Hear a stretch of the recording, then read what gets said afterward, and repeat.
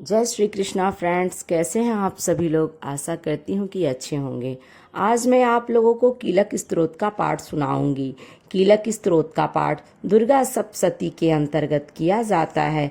इस स्तोत्र का पाठ अनिवार्य रूप से दुर्गा कवच और अर्गला स्तोत्र के बाद किया जाता है।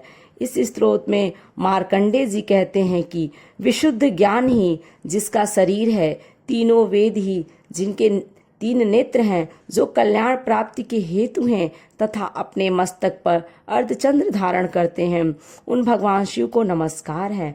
मंत्रों का जो अभिकीलक है, अर्थात मंत्रों की सिद्धि में विघ्न उपस्थित करने वाले शाप रूपी कीलक का निवारण करने वाला है, उस सप्तशती स्तोत्र को संपूर्ण रूप से जानना चाहिए और जानकर उसकी उपासना करनी चाहिए। उसके भी उच्चाटन आदि कर्म सिद्ध होते हैं, उसे भी समस्त दुर्लभ वस्तुओं की प्राप्ति होती है। तथापि जो अन्य मंत्रों का जप न करके केवल इस सप्तशती नामक स्तोत्र से ही देवी की स्तुति करते हैं, उन्हें स्तुति मात्र से ही सच्चिदानंद स्वरूपिणी देवी सिद्ध हो जाती हैं। उन्हें अपने कार्य की सिद्धि के लिए मंत्र, औषधि तथा अन्य किसी साधन के उपयोग की आवश्यकता नहीं रहती। बिना जप के उनके उच्चाटन आदि समस्त अभिचारिक कर्म सिद्ध हो जाते हैं। इतना ही नहीं, उनकी संपूर्ण अभिष्ट वस्तुएं भी सिद्ध होती हैं।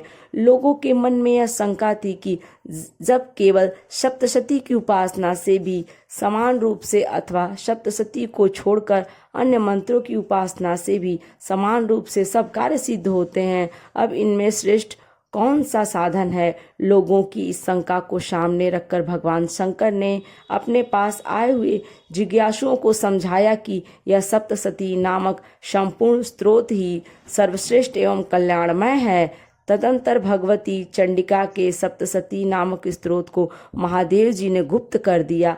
सप्तशती के पाठ से जो पुण्य प्राप्त होता है, उसकी कभी समाप्ति नहीं होती, किंतु अन्य मंत्रों के जपजन्य पुण्य की समाप्ति हो जाती है। अतः भगवान शिव ने अन्य मंत्रों की अपेक्षा जो सप्तशती की श्रेष्ठता का निर्णय किया, उसे जानना चाहिए।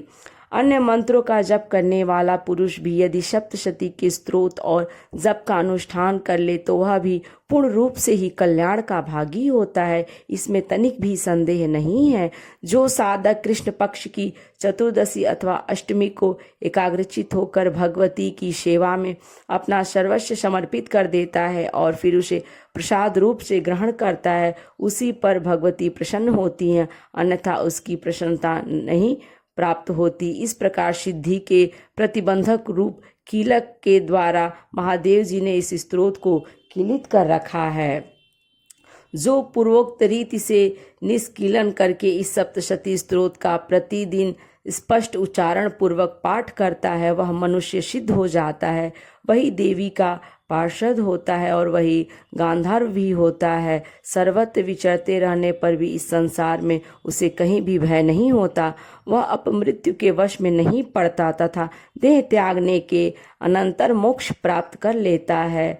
अतः कीलन को जानकर उसका परिहार करके ही सप्तशती का पाठ आरंभ करें। जो ऐसा ही करता उसका नाश, जो ऐसा नहीं करता है उसका नाश हो जाता है। इसीलिए कीलक और निष्कीलक का ज्ञान प्राप्त करने पर ही यह स्तोत्र निर्दोष होता है और विद्वान पुरुष इस निर्दोष स्तोत्र का ही पाठ प्रारंभ करते हैं। स्त्रियों में जो कुछ भी सौभाग्य आदि दृष्टिगोचर होता है, वह सब देवी के प्रसाद का ही फल है। अतः इस कल्याणमय स्तोत्र का सदा जप करना चाहिए। इस स्तोत्र का मंद स्वर से पाठ करने पर स्वल्प फल की सिद्धि होती है, अतः उच्च स्वर से ही इसका पाठ आरंभ करना चाहिए।